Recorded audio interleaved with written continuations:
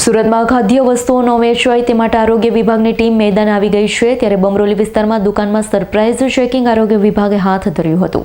સુરતના આરોગ્ય વિભાગ દ્વારા બમરોલી વિસ્તારમાં દુકાનમાં સરપ્રાઇઝ ચેકિંગ હાથ ધરવામાં આવ્યું, જ્યાં આરોગ્ય વિભાગની સ્કોડની ટીમ દ્વારા અલગ અલગ દુકાનોમાં ચેકિંગ હાથ ધર્યું હતું।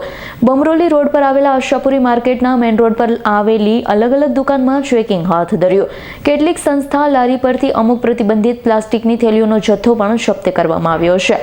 આરોગ્ય વિભાગ સ્કોડની ટીમ દ્વારા ડેરીઓમાં એક્સપાયરી ડેટવાળી આઈસ્ક્રીમ મળી આવતા તેને જપ્ત કરી ડિસ્પોઝની કાર્યવાહી કરી છે। સ્થળ પરથી કેટલીક અખાદ્ય ચીજવસ્તુઓ મળી આવી હતી। આરોગ્ય વિભાગના સ્કોડ ટીમ દ્વારા તમામ ચીજવસ્તુઓ એકત્રિત કરી સંપૂર્ણ રીતે નાશ કરી દેવામાં આવી હતી।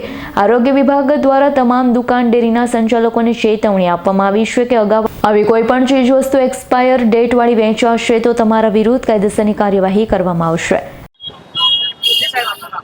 મારું નામ દિનેશ ડોડિયા છે, સેનેટરી સબ ઇન્સ્પેક્ટર છું બમરોલી વોર્ડ વિસ્તારમાં। આજરોજ અમારા સ્કોડની કામગીરી હોવાથી અમે અમારા સાથી મિત્રો છે સાથે જે આશાપુરી માર્કેટ મેઇન રોડ પર બધી સંસ્થાઓ ચેક કરેલ, સંસ્થાઓ લારીઓ તથા અમુક પ્લાસ્ટિક પ્રતિબંધ પ્લાસ્ટિક બી જપ્ત કરેલું છે અને ડેરીઓમાં અને આઈસ્ક્રીમો જે છે તે એક્સપાયર ડેટવાળી હતી જે જમા લઈને તેને ડિસ્પોઝ કરવાનું છે।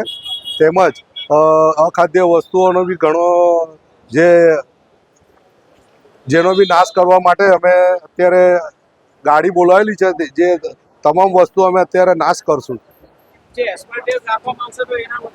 તે બાબતમાં અત્યારે દુકાન સંસ્થાના માલિકોને ચેતવણી આપેલી છે કે હવે પછી આવી ચીજ વસ્તુઓ વેચશો તો તમારી સામે નિયમ અનુસારની કાયદેસરની કાર્યવાહી કરવામાં આવશે।